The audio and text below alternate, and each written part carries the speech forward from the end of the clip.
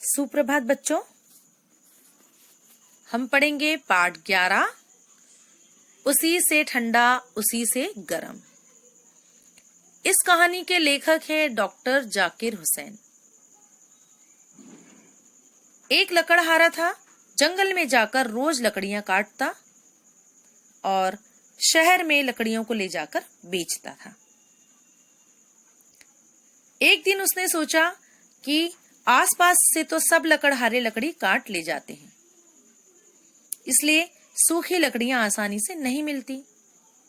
इसलिए वह जंगल के अंदर दूर चला गया। एक दिन सर्दी का मौसम था, कड़ाके की सर्दी पड़ रही थी, हाथ पांव ठिठुर जाते थे, उसकी उंगलियां बिल्कुल सुन्न हो गई थी। वह थोड़ी थोड़ी देर बाद कुल्हाड़ी रख देता और दोनों हाथ मुंह के पास ले जाकर जोर से फूंक मारने लगता ताकि हथेलियां गर्म हो जाएं। वह सोचने लगा कि जंगल में न मालूम किस किस प्रकार के जीव रहते हैं।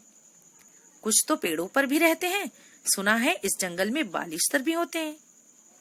उनकी दाढ़ी मूछ सब कुछ होती है, मगर होते हैं बस हथेली भर के। हम तुम जैसा कोई आदमी इनकी बस्ती में चला जाए तो उसे आश्चर्य से देखते हैं कि देखें यह करता क्या है। लेकिन ये हम सब लोगों से जरा अच्छे होते हैं। इनके लड़के किसी परदेसी को सताते नहीं, न उन पर तालियां बजाते और न पत्थर फेंकते। हमारे यहाँ तो अच्छे बच्चे भी ऐसा नहीं करते, लेकिन उनके यहाँ तो सभी अच्छे होते हैं। लकड़हारा फिर जंगल में लकड़ियां काटने लगा तो उसने देखा कि बालिश्तर भर का एक आदमी दूर बैठा उसे देख रहा है। बालिश्तर भर मतलब बहुत छोटा सा हथेली भर का आदमी। मियाँ बालिश्तर ने देखा कि लकड़हारा बार बार हाथ को फूंकता है तो वह सोचने लगा कि यह क्या बात है। देर तक अपनी ढोड़ी अपने नन्हे से हाथ पर धरे बैठा रहा, मगर कुछ समझ में न आया तो वह अपनी जगह से उठा और कुछ दूर चलकर फिर लौट आया। सोचने लगा कि न मालूम कहीं पूछने से यह आदमी बुरा न मान जाए, मगर फिर जब न रह गया तब वह ठुमक ठुमक कर लकड़हारे के पास गया और बोला, बुरा ना मानो तो एक बात पूछना चाहता हूँ। लकड़हारे को जरा सा अंगूठे के बराबर का आदमी देखकर हैरत भी हुई, हंसी भी आई, मगर उसने हंसी को रोककर कहा, हाँ हाँ भाई, जरूर पूछो। बालिश्तर ने कहा, तुमसे यह पूछता हूँ कि तुम मुंह से हाथ को फूंक से क्यों मारते हो? लकड़हारे ने कहा, सर्दी बहुत है, हाथ ठिठुर जाते हैं, मैं मुंह से फूंक कर उसे जरा गर्म कर लेता हूँ, फिर ठिठुरने लगते हैं, फिर फूंक मार लेता हूँ। मियाँ बालिश्तर ने अपना सुपारी जैसा सिर हिलाया और कहा, अच्छा अच्छा, यह बात है। यह कहकर मियाँ बालिश्तर वहां से खिसक गया, मगर रहा आसपास ही और कहीं दूर बैठकर बराबर देख रहा था। दोपहर का वक्त आया, लकड़हारे को खाना पकाने की फिक्र हुई।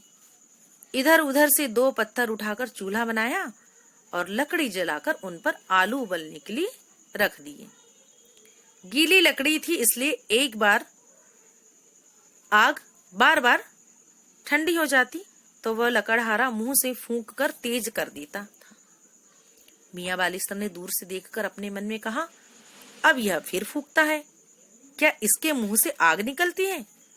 लकड़हारे को भूख ज्यादा लगी थी, इसलिए हांडी में से लकड़हारे ने एक आलू निकाल लिया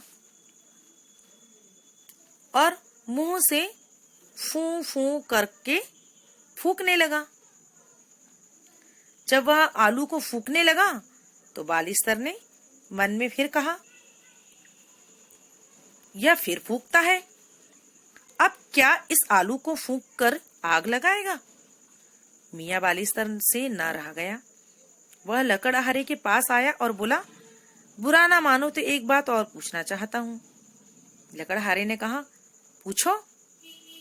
मियाँ बालिश्तर ने कहा, तुमने सुबह मुझसे कहा था कि मुंह से फूंक कर अपने हाथों को गर्म करता हूँ, अब इस आलू को क्यों फूंकते हो? यह तो बहुत गर्म है, इसे और गरमाने से क्या फायदा?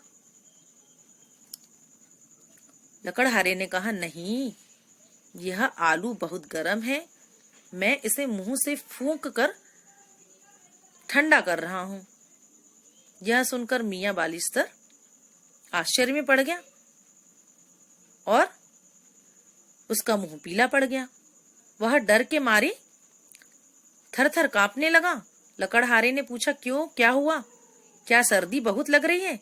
बालिस्तर बराबर पीछे ही हटता चला गया और जब काफी दूर चला गया तो बोला, यह न जाने क्या बला है, कोई भूत है या जिन्न, उसी से ठंडा उसी से गर्म, हमारी अक्ल में यह बात नहीं आती।